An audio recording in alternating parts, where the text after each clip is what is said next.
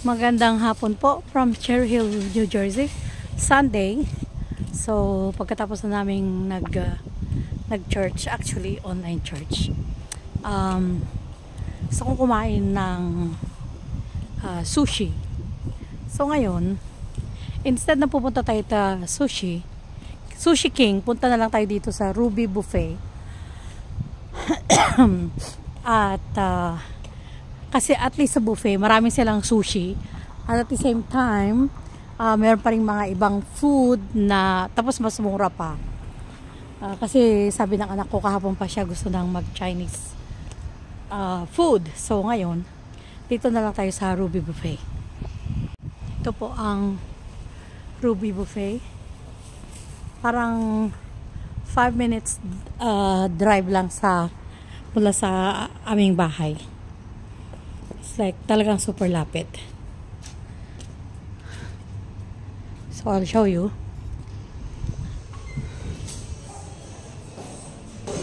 Oh, yung ganda. Okay. Ganda oh. Wow.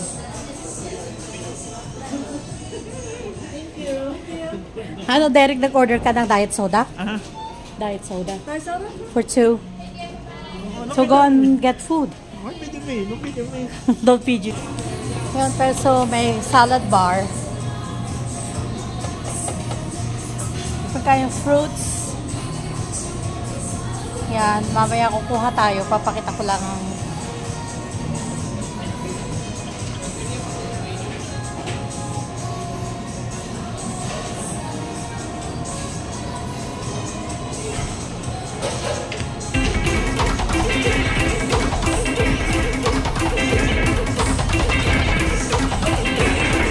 may music pala.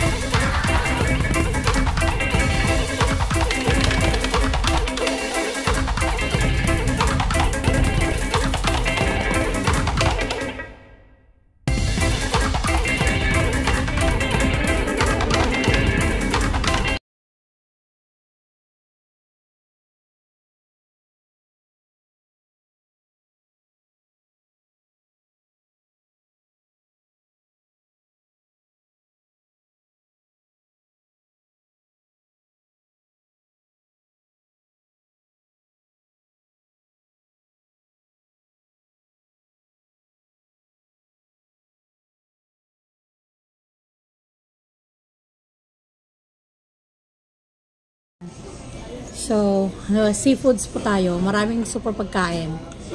Kaya, pero ito lang talagang pinuntahan ko dito.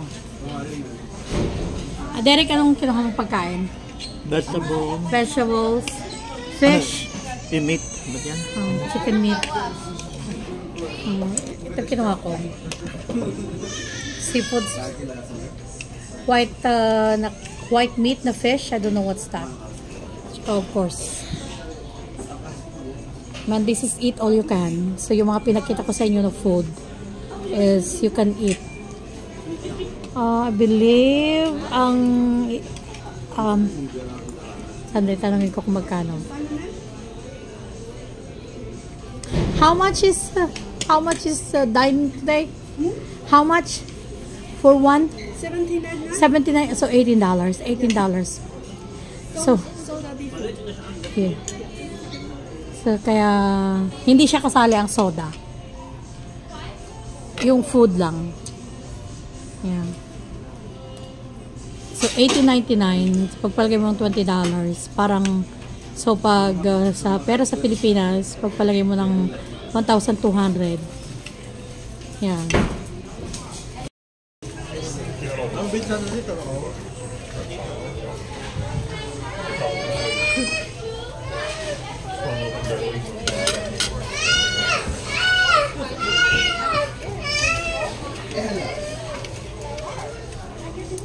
Hindi naman ako binigyan ng chopstick. Nung kumain ako sa Pilipinas ng sa iba't ibang restaurant ng sushi, hindi masarap. Matigas yung kanin. Ba't dito? Ano ba yun? Dito, sushi rice talaga yung ginagamit. Ano yung hotel dito? Kaya malambot. Hindi, malambot. Doon, hindi. Mga mababa ang immune system.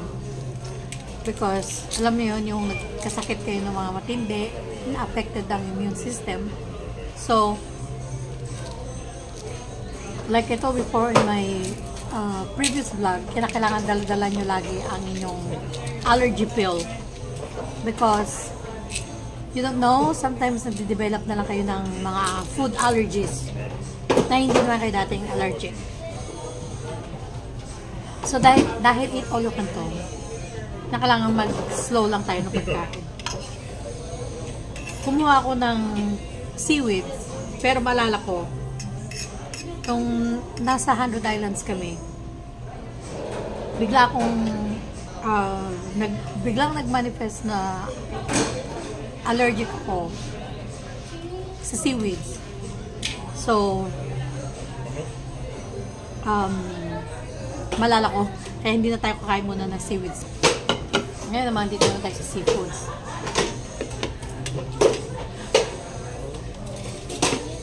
Ito kinuha ni Derek. Ang chicken? Chicken yan. Daming kumain ni Derek dito sa Itolucan. Hindi ka lugi pagkasama mo si Derek sa Itolucan. Tikman natin itong isda. Pag ito yung, sabi ni Derek, ito daw yung ano na yun?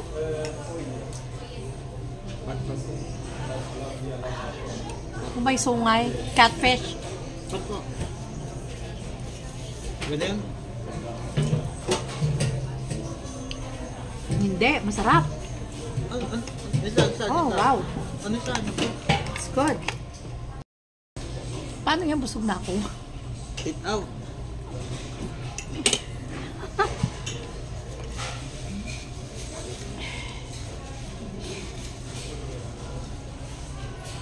Ito yung isdang puti. Kung ano to. Pero promise, ang sarap, mataba. So marami siyang omega. Omega oil.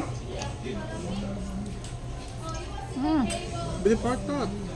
No, hindi. Hindi yung paltat. Pinagpipilit ni Derek na catfish daw. Hindi yan catfish. Yeah.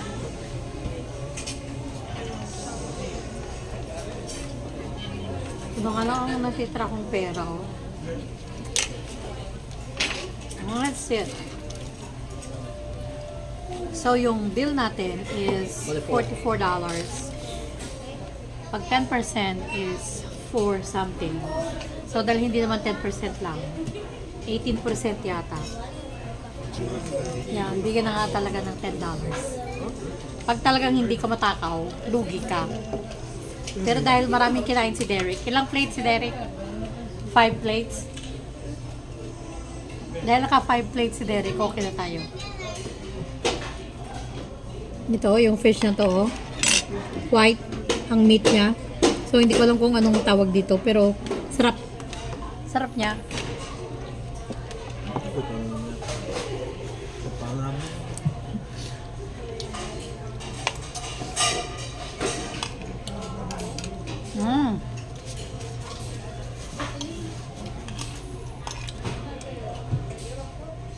Katamtaman lang ang size ng buffet restaurant na to. Meron din yung pinupuntahan namin na mas malaki pa dito. Kaya lang, sobrang laki naman, you know. Meron pa yung sa loob is nag-iihaw sila. But then kasi dahil gusto ko lang ng sushi, so okay na ako dito. Tsaka malapit lang sa bahay. Kasi yung pupunta pa ako sa malayo-layo. Yung isa yata na malaki na pinupunta natin sa Hibachi Grill, 15 minutes drive.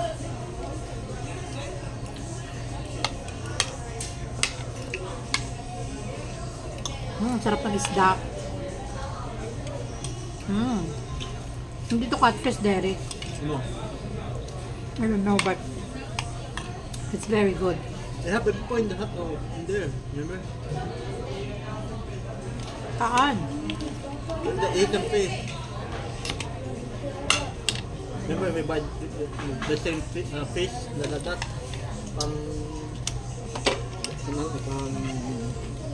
remember?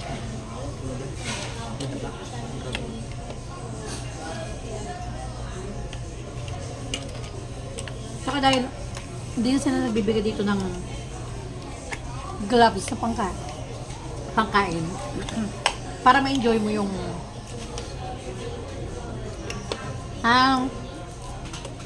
mga shrimp na to, prito, tsaka crayfish. I like crayfish too. Kaya lang, again, like I said, kaya kailangan dahan-dahan ako sa seafoods. Kasi, tingnan ko muna kung hindi ako nagka-develop ng allergies sa crayfish. Would it be not? No? Kasi it's been a year since the last time I ate crayfish.